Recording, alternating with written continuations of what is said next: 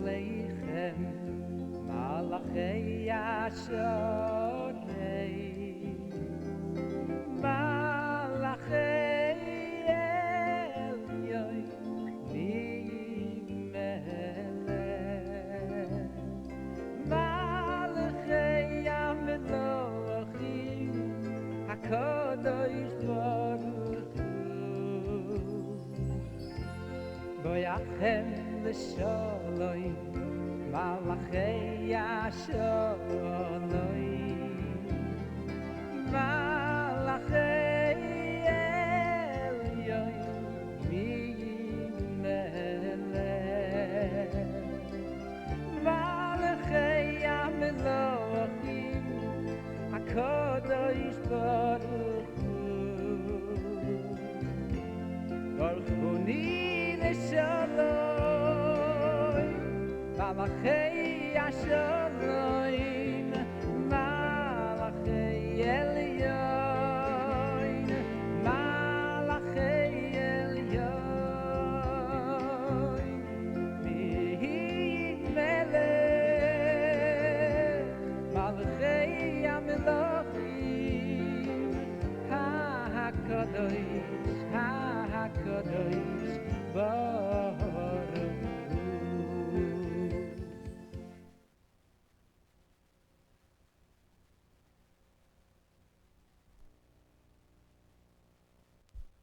It's well known that there are three kinds of mitzvahs. Actually, two kinds of mitzvahs. There are those mitzvahs, those commandments that are humanly relevant, useful, beneficial, understandable, to the point where if God hadn't commanded them, we would do them anyway, because of their benefits, because they're so useful to society or to people. Like honoring your parents, not stealing, not killing. Those are called mishpatim. And then there are those commandments that are called chukim. They're decrees in that they don't have any explanation. They don't have any human function. They don't benefit us in any visible way at all. Among the mitzvahs that do benefit us, there are two kinds. There are those, as I said before, that are necessary, humanly necessary. The human condition dictates that we do these things. So not only is it understandable to the human mind, but it's actually necessary to the human condition. And the second is that's mishpatim. And the second human type of commandment is called edus, that are the testimonial mitzvahs that testify to the fact that we came out of Egypt, to the fact that we wandered in the desert, to the fact that God created the world in 6 days, and so on. Those are not absolutely necessary. We wouldn't do them if God hadn't commanded. But once God commands it, human intelligence can agree with it. Sure, it's a good thing to remember, to commemorate, to relive a good experience. Now, the difference between the commandments that appeal to the human condition and those mitzvahs that have no human purpose or benefit, obviously, the ones that have no human benefit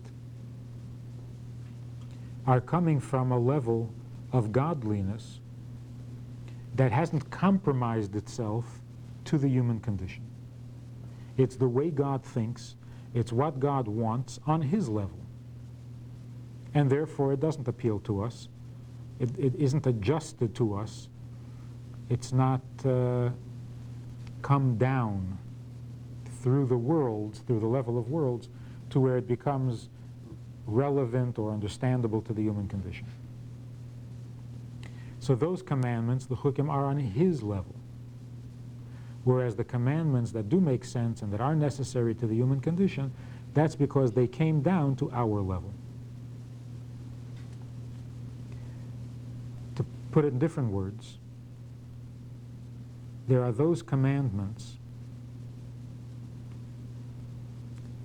that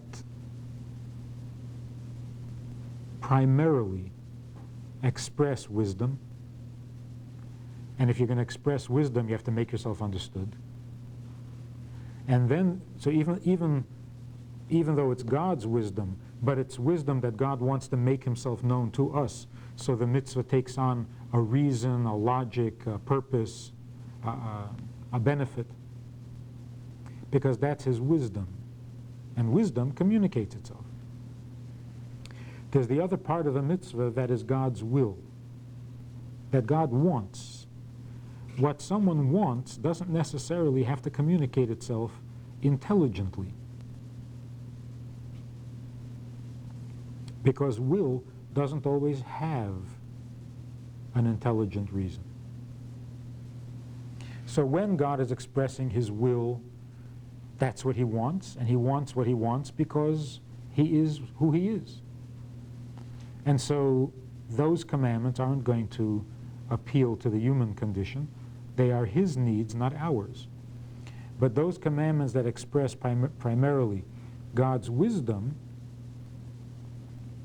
even though it is God's wisdom and not ours, it appeals to us at least to some degree, because wisdom has to be appreciated. The same is true in the human condition. When I want something, it would bother me if I had to explain a reason for what I want, give a reason for what I want. So if every time you ask your child to do something, every time you ask your spouse to do something you need, you're always questioned. Why do you need it? What is it for? You feel a little offended. If I need something and I tell you, I reveal to you my need, why do you press it? Why do you push it into a reason, into a justification, rationalization?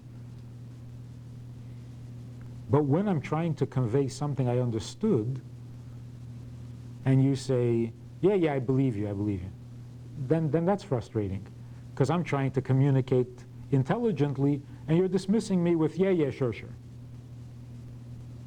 Fine, we'll do it. I don't want to do it. I want to explain. I want to talk.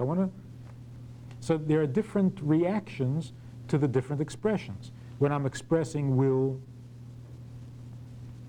I don't want to have to justify myself. When I'm expressing intelligence, I want two-way conversation. I want you to ask me how I know, to prove it, because then we're having an intelligent conversation. Now, those commandments that express God's will, which we call chukim, about which we say there is no reason for them, conventional wisdom, it's generally assumed that those commandments that have no reason only means that we don't know the reason. But we are absolutely confident that God has a good reason for them. And although we can't try to understand the reason, but hopefully, maybe someday when we get to heaven, when the soul gets to heaven, or maybe after Mashiach comes, those reasons will be revealed. So to some degree, when I obey those commandments, obviously I'm doing them obediently, because God said so, but I also have a little bit of a reason. My little bit of reason is, I know that God must have a good reason, and you can trust him, he's plenty smart. So if he has a reason, it's a good reason. And if he has a good reason, then even before he tells me what the reason is, I already have reason to do it. But that's conventional wisdom. That's kind of on a lower level. On a higher level, when we say chukim, there are mitzvahs that don't have reasons, we don't mean that we haven't figured out the reason, or even that we can't figure out the reason because we're too small, because we're too petty-minded, because we're too finite. But if, theoretically, if we had a lot of intelligence, if we were very smart, then we would understand the reason for those commandments too. Or even if we'll never understand it, but God understands. God has a good reason. It's not like that.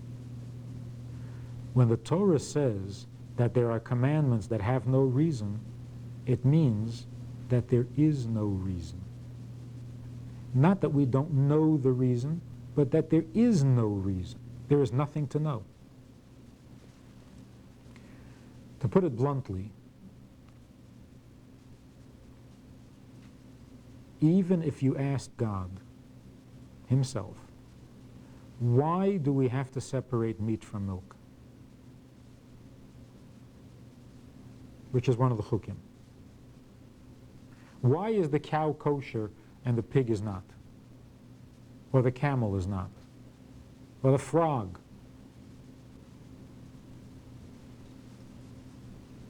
If you ask God why he wants us to separate the meat and milk, and why he wants us to eat animals with split hooves that chew their cud, but not frogs,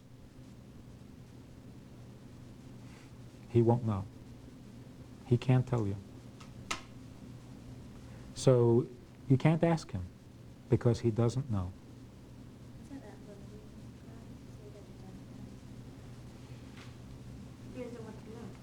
Mm-hmm.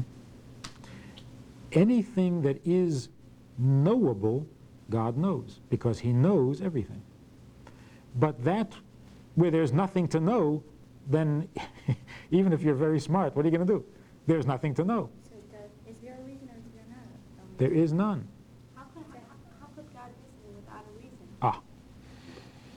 How can God do something without a reason? That doesn't seem right, does it? Huh? Something's wrong with that? Do something without a reason? Remember your mother screaming at you? Why did you do that? For no reason? That's terrible.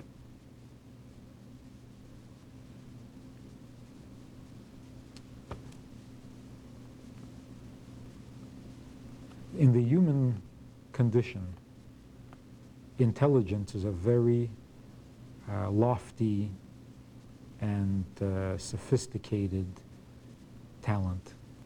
It's what separates us from the animal. We are intelligent, we are logical, we're reasonable, and the animal works on instinct. So when a human being does something without intelligence, or wants something but doesn't even know why, it's not a compliment to the person. But with God, his talent, his greatness, is not the fact that he's intelligent. That's human greatness. God's greatness is that he created intelligence. So he must be something much greater than intelligence.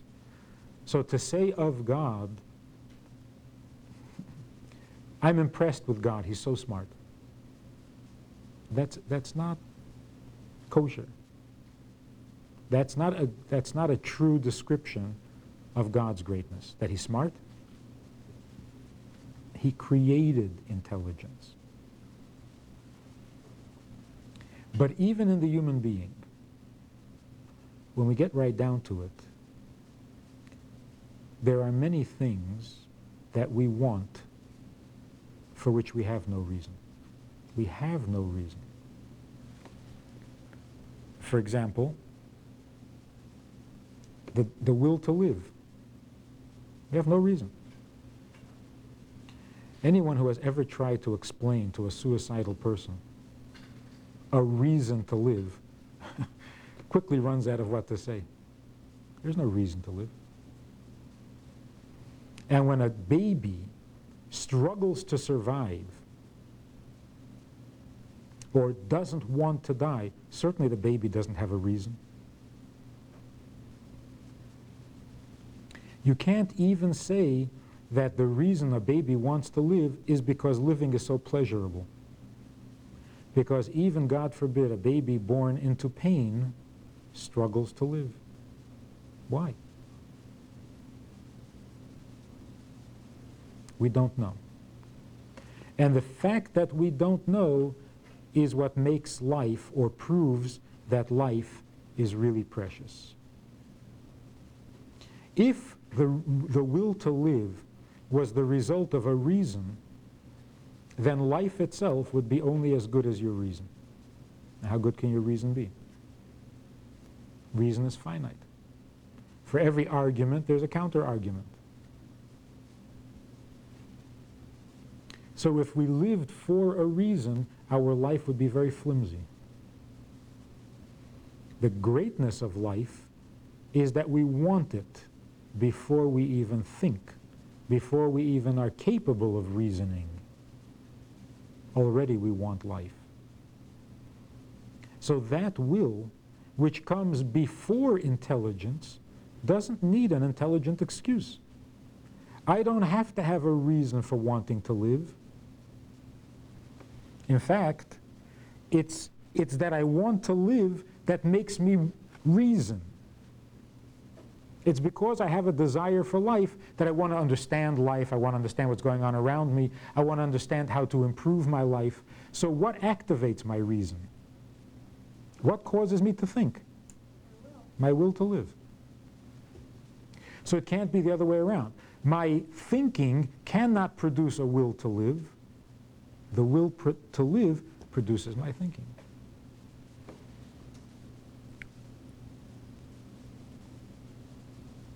So even in the human being, the true will, not the kinds of things I decided I wanted yesterday, but I hadn't even thought of it the day before. Like when you're having an ice cream and your kid says, "Oh, I need one." Really? How come you didn't tell me that 10 minutes ago before you saw my ice cream? Because you don't need one. You saw an ice cream and all of a sudden you need one. When a person says, "I need a car." You need a car? Last year you didn't need a car. So the need is not an absolute need. It's not really you who needs the car. The circumstances maybe demand a car. Or you decided to need a car. You don't really need it. And what I mean by that is, not you don't really need it. It's not you that needs the car. It's not because you are who you are, therefore you must have a car. You can be you without a car. You can't get downtown without a car. But without the car, you would still be you. Whereas a true need, the need that comes from you, that's the need that defines you. You need to live, because if you don't live, then you're not. So your existence demands life. Your existence doesn't demand a car. If that's true in the human being, that even though we are defined generally by our intelligence, we have something greater even than our intelligence, then it's certainly true, much more so with God. What God needs or wants does not come as a result of a reason, because no reason can make God want anything. Reasons don't motivate him. Purposes, goals, they can't affect God. God can't need a car to get downtown. So anything God needs, he needs only because of himself, not because of circumstances. Circumstances don't change God. Incidentally, this is why the mitzvahs will never change. If the mitzvah that God commands us, if what God wants from us is generated, motivated, affected by who we are, so that when we're children, we get certain kinds of commandments, then when we're older and we need a different instruction, or we're capable of doing more, then God will give us bigger mitzvahs. That would mean that we are dictating to God and His will adjusts according to our ability. And that's not the case. The mitzvahs come from Him. They are a reflection of His condition, not of our condition. And that's why they will never change, even though we change. But the mitzvahs remain as God Himself, unchanged, because they are a reflection of Him, not a reflection of us. So, the shocking statement is that if you want to know why God wants us to keep the commandments, you can't ask Him because He does not know. And that makes the mitzvah infinitely more important. As soon as you say, this commandment was given because, you've diminished the significance of the mitzvah. Because, well, then you've limited it. It's only for this reason. It's because of this. Well, whatever this is, it's limited. This mitzvah was given, honor your father and mother. This commandment was given so that you learn gratitude, so that you should develop a feeling of gratitude. You should give charity so that you develop a feeling of compassion or generosity.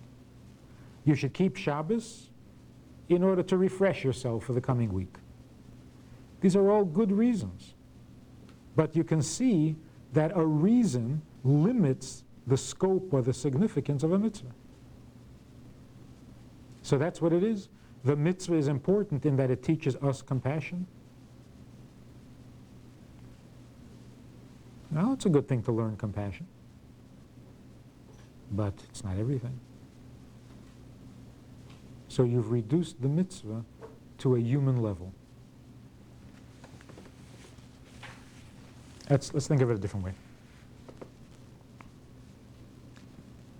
The mitzvahs that make sense serve a very useful purpose in that they transform the human being and the world into something better. It improves the human condition. You give charity, you become charitable. You honor your parents, you become respectful. You believe in God, you become humble. Whatever. Those are the mitzvahs that make sense. They serve a human purpose. They bring a benefit to the human condition, which means they make the human being more complete. They add value and virtue to the human being, so that the human being becomes bigger, better, higher, more perfect. When we do the mitzvahs for which we see no benefit, for which there is no benefit, other than the fact you're doing God's will, and this is the meaning of the bracha. Before every mitzvah we say, before fulfilling a commandment we say, blessed are you, God, King of the universe, who has sanctified us by His commandments and commanded us to do whatever the mitzvah we're about to do. So we say, Asher kidishanu b'mitzvaysav v'tzivonu. He sanctified us with His commandments and commanded us, not instructed us, not taught us, not asked us, commanded us. So there's that emphasis on the fact that it's a command, not a suggestion. Not for our benefit, but for His benefit. That also brings a benefit. Because when we do a mitzvah because He commanded it, then we are submitting ourselves, our will, to Him. And that's a good thing. It doesn't benefit us in any personal way. On the contrary, it makes us feel less significant, because now the purpose of the mitzvah is not to make me perfect. The purpose of the mitzvah is for me to learn to put my perfection aside and do for Him. Kabbalah soil. You accept the yoke and you do what you're commanded to do. Even that has a benefit.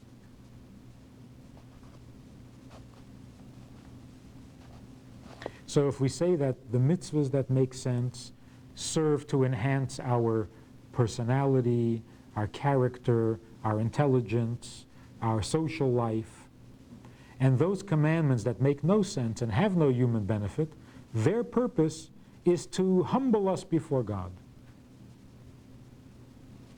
Oh, even that is a purpose.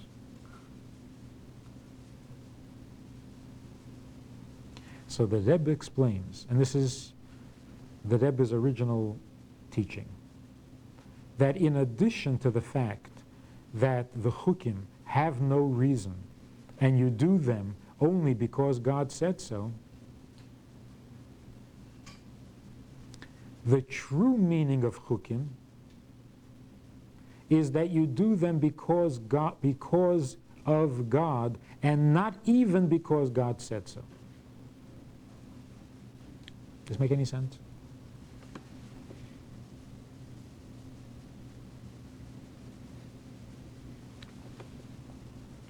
The fact that God commanded and you respond to His commandment, that is already a little bit of a reason. It's like when the king commands, you ask no questions, you do what you're told. Why? Because he's the king. On the one hand, that's saying he doesn't need a reason. But on the other hand, that is the reason. That's the nature of a king. When it's your football, when you're playing the game and it's your football, you play it by your rules, because it's your football. So of course you don't have to explain why you want to play it a certain way. You don't have to explain because it's your football, because you're the king. In your house, you can instruct your guests to do whatever it is you want to do. You want them to sit in the living room, they sit in the living room, dining room, dining room. And they don't say why. So does that mean that they don't need a reason? Yeah. They don't need any more reason. They don't need any more reason than the fact that it's your house. So in pure logic, that is not a reason. Just because it's your house doesn't mean you're right in what you're asking for, or that what you're asking for is logical and useful to your guests. So it's not really a logical reason, but it is a reason. Why don't people question their host's choice of food? Because it's their house, they can serve whatever they want. So when we say, don't question God's reasons, just do what He tells you. Why? Because He's the king of the world. Because He is the commander of the commandments. Well, on the one hand, that means I'm not asking questions. I don't need answers. But on the other hand, that's a pretty good answer. If you're the boss, yeah, if it's your football, it's your house, it's your kitchen, then you get to do it your way, even if it's not logical. And that's logical, because it's your house. To do the mitzvah truly on a godly level, the way He sees the mitzvah, you do the mitzvah not even because God said so, because He said so, because He's the commander. You do it because He is God. Now that, we're capable of that. We can respond that way because we also have these three levels in us. There's the part of our neshama, there's the part of our soul that is our personality. It's our intelligence, it's our character, it's our emotions. And that part of the neshama thrives on those mitzvahs which God explains. Then there's a part of our neshama that isn't looking to thrive. It's looking to serve, to obey. Those commandments that God commands but doesn't give a reason, that second part of our neshama thrives on those commandments. I don't need to know why. Just tell me what you want. I want to serve you. It's almost like, even if you don't want a cup of coffee, can I please bring you a cup of coffee? Because I want to serve you.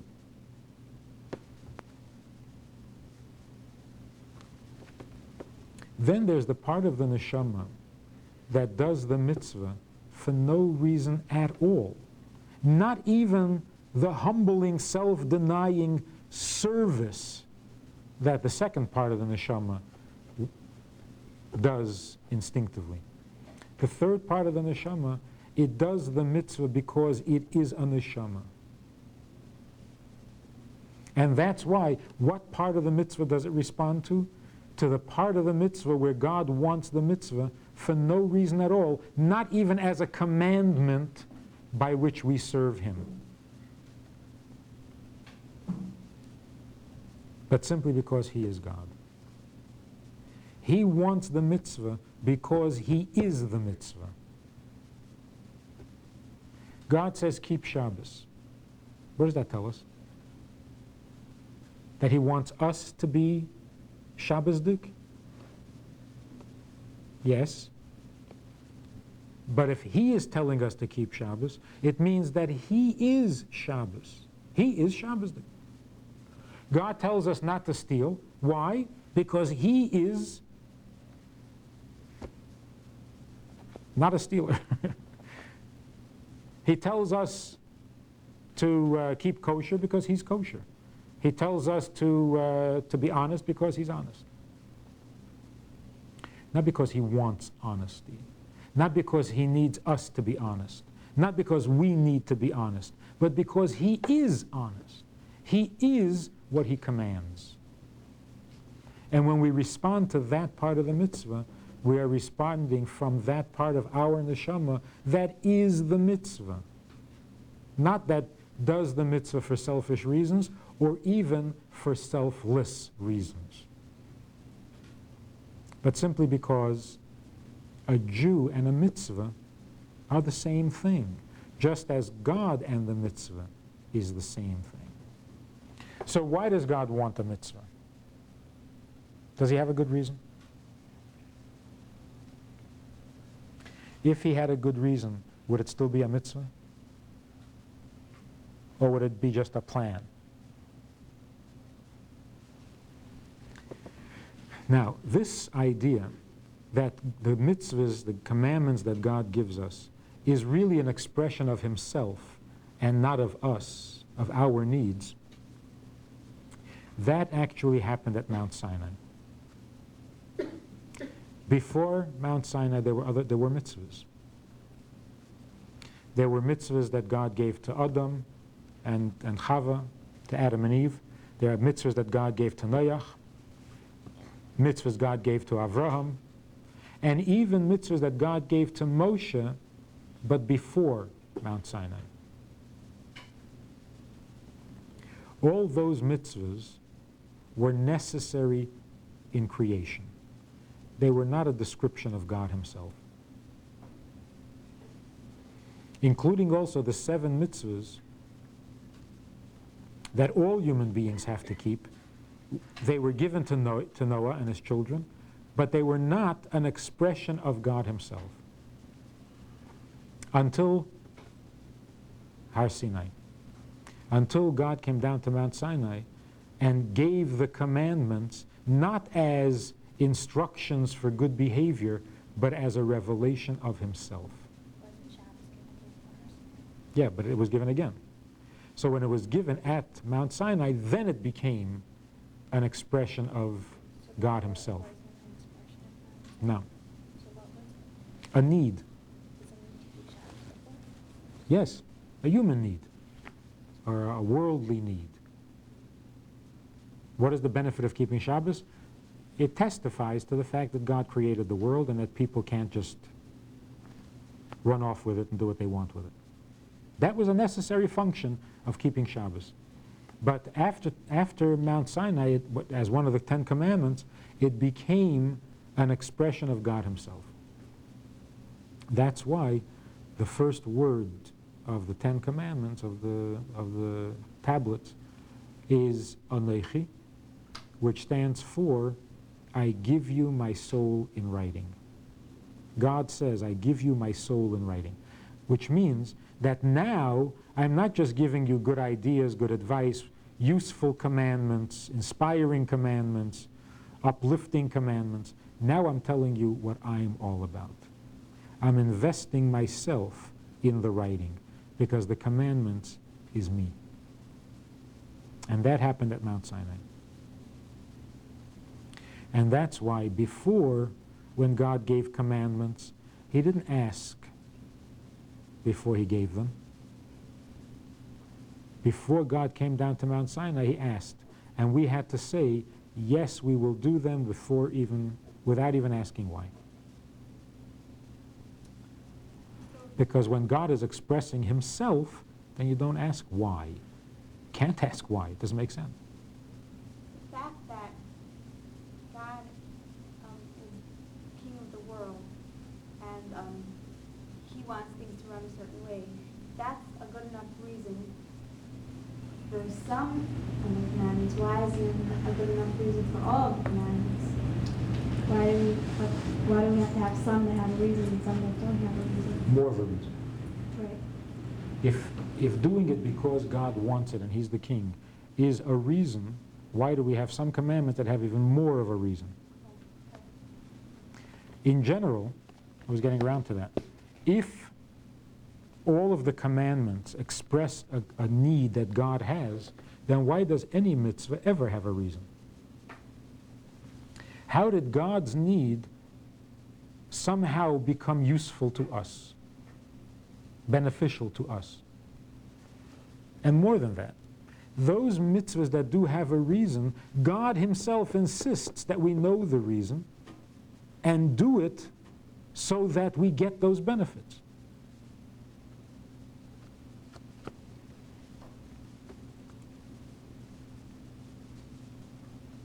If I ask you to do something for me, I tell you I need something, and you say, why?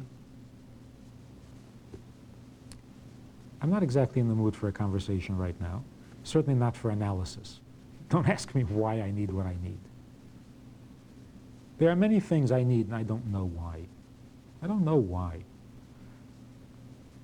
Or it shouldn't be important. Because if I need it, then the reason becomes unimportant. The need becomes important.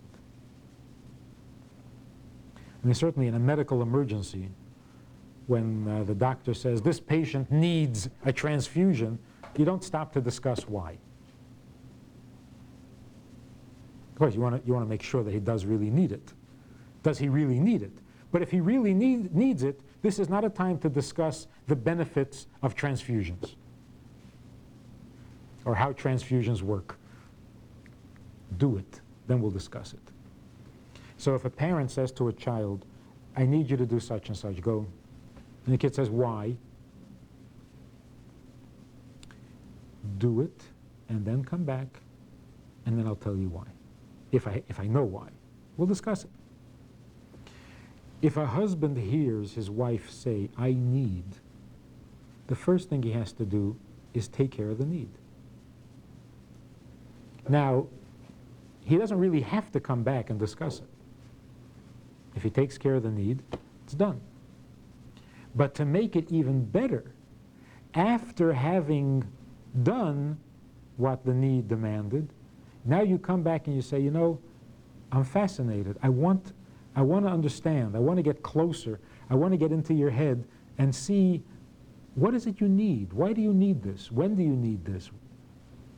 But not that I won't do it until you give me an explanation.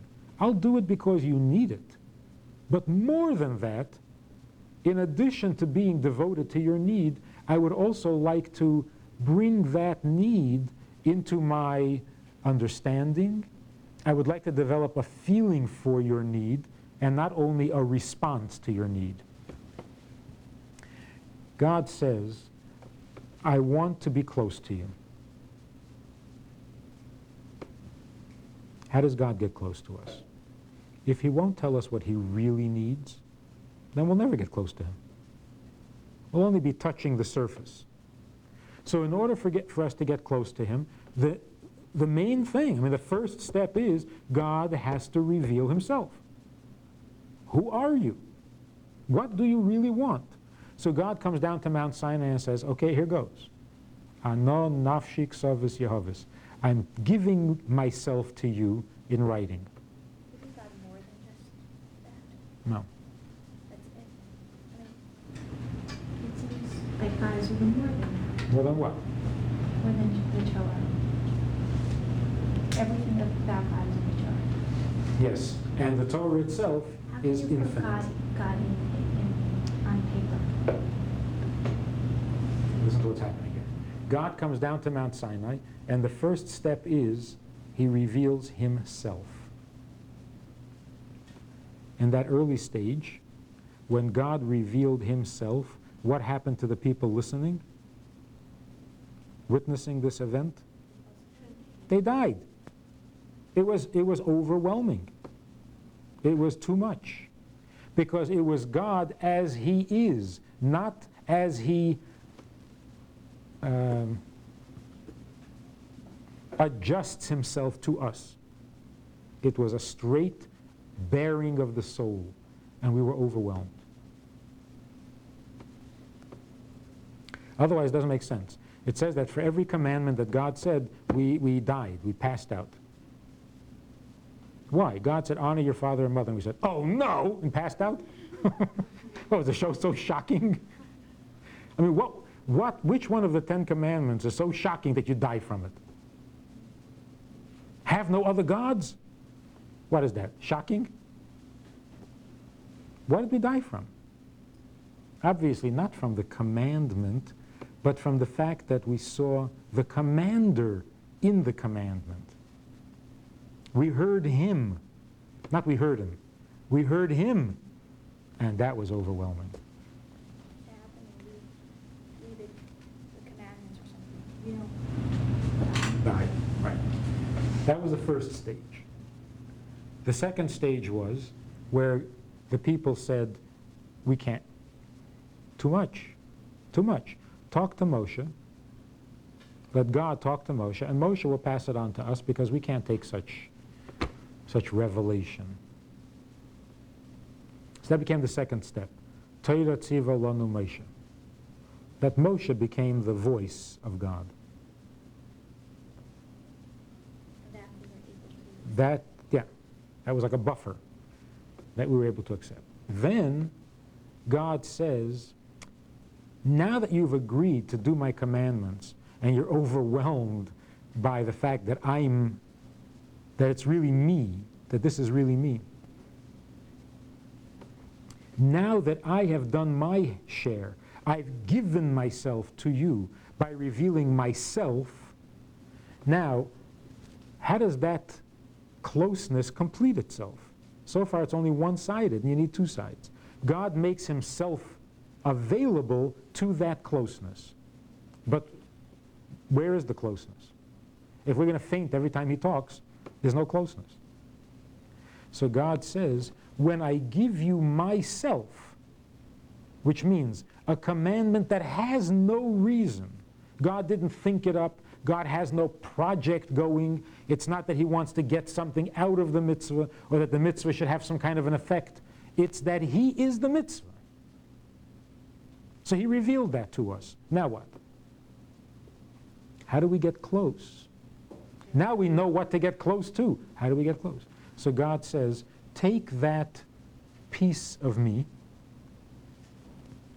what I just revealed of myself, and apply it in your own way to every circumstance in the human condition. That's, again, like the husband who says, now that I've taken care of your will, I'd like to sit down and even develop a feeling for your will, an understanding of your will. So let's talk about it, let's discuss it. Not that I need an excuse, not that you need to justify it, but I want to know more. Because then, when I know more, then I will be able to intelligently recognize your will, even before you say it. I'll be able to feel it. I'll be able to get emotionally involved with it. And in that way, the two are coming together. It's my feelings and my understanding, but of you, not of what I think of you. So it's the best of both worlds. So when God gives us a commandment and then adds a reason, what he's telling us is, here is a little piece of me, the way I am, and here is how you can digest it into your system and make it part of you. How do you digest it into your system? Understand it. It's logical. Benefit from it, so that you get a very intimate feeling for the mitzvah. You feel involved, and develop a feeling, an emotion, a love, a fear, a compassion that comes from the mitzvah. And in that way, every mitzvah is really a mishpat and a chok. Every mitzvah in its essence is God himself, without reasons. But a chok is just a chok. No? So it has reason, but doesn't have reason at the same time. This is it. That chok, when God gives it to us, it takes on a certain function, it takes on a certain relevance to us. And on the other hand, the mishpatim that seem to be just for a practical reason have more to them as well. So the chok comes down and becomes a mishpat, and the mishpat we have to elevate, we have to see through the apparent reason to the fact that it's God himself. The reason was added on. And that's how it's possible for us to take every mitzvah with equal seriousness, to not distinguish or not discriminate between mitzvahs. Because if you're talking about the effect that it has on us, every mitzvah is different. But if you're talking about the fact that this is a little piece of God, how can you distinguish one piece of God from another? So they're all the same.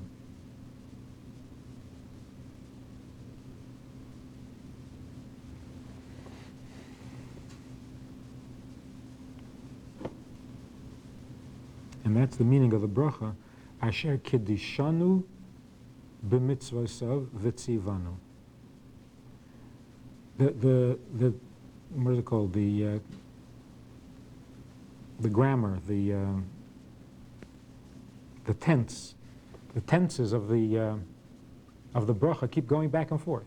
Who are we talking about here? We're talking about him, or we're talking about us? So it starts off with God, our God. What are we talking about here? Our God, God, our God? Asher kiddishanu b'mitzvah, who made us holy with his mitzvahs, v'tzivanu, and commanded us. Is it his mitzvah or our mitzvah?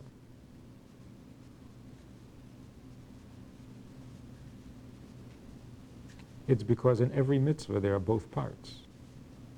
There's the part that is just him,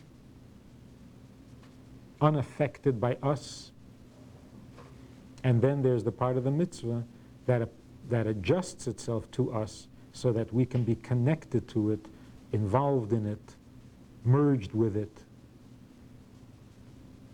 And that resolves a very, very difficult problem.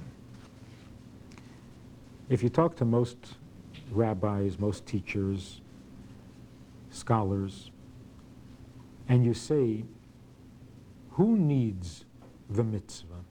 God or the people who are commanded? Everybody's going to tell you, with very few exceptions, everybody's going to tell you that it's we who need the mitzvah, not God.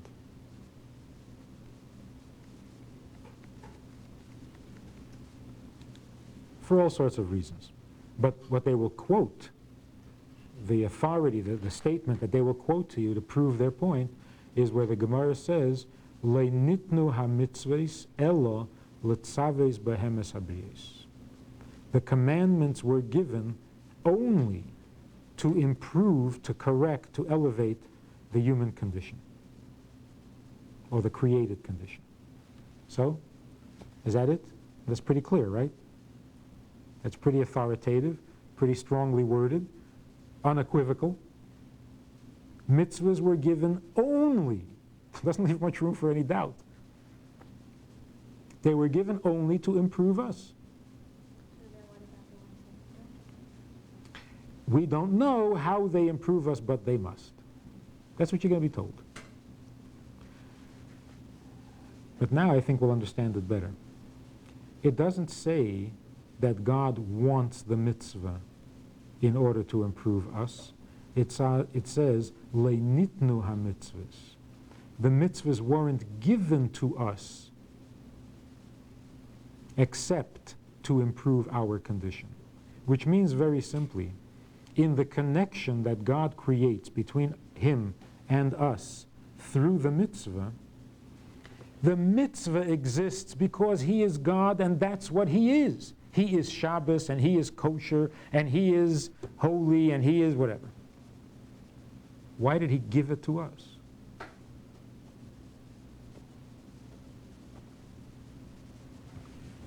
Concerning that, the Gemara says, it was given to us. Given to us means that we should ingest it, digest it, assimilate it, absorb it, and become it. So if God gives us the mitzvah and it doesn't improve us in any way, then we haven't absorbed it. But it's not that God created a mitzvah so that we should have what to absorb. That's senseless. It's not that God wants what we need because we need it.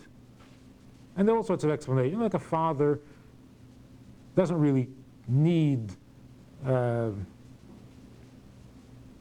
his kid to know how to ride a bicycle. But the kid needs to know how to ride a bicycle. So the father wants him to get a bicycle and to learn how to ride a bicycle. And so they explain God the same way. We need to daven. We need to keep Shabbos. We need to keep kosher. And God, knowing that we need it, even though He doesn't need it, wants us to have what we need. But with God, it doesn't work that way. God is not just a father. See, the father doesn't make the kid want a bicycle. He doesn't make the kid need a bicycle. Because he's only a father. He's not a creator. He can only reproduce himself. But he can't decide, he can't determine what a child is like. Child's a child, needs a toy. Is that because the father made him that way? No, because that's what a child is. Father has no choice in that. But when you say, God wants us to keep Shabbos because we need to keep Shabbos. Really? Who created us with a need for Shabbos?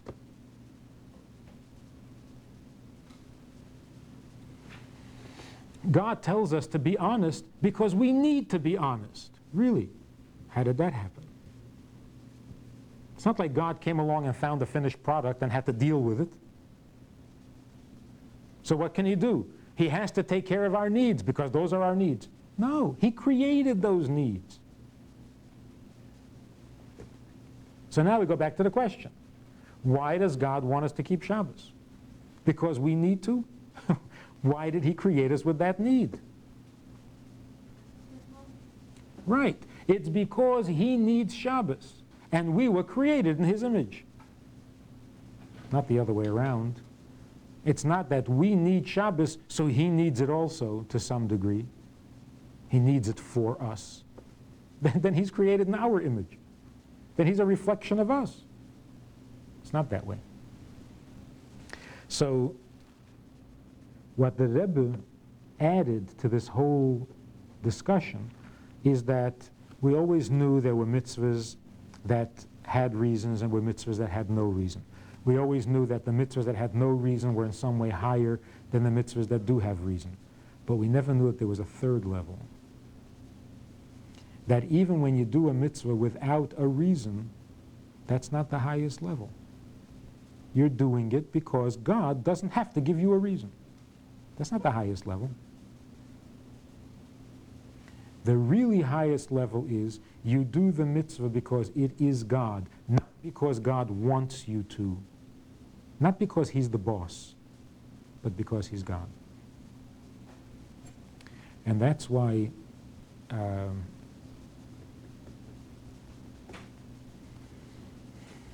mitzvah is higher even than the creator of the world.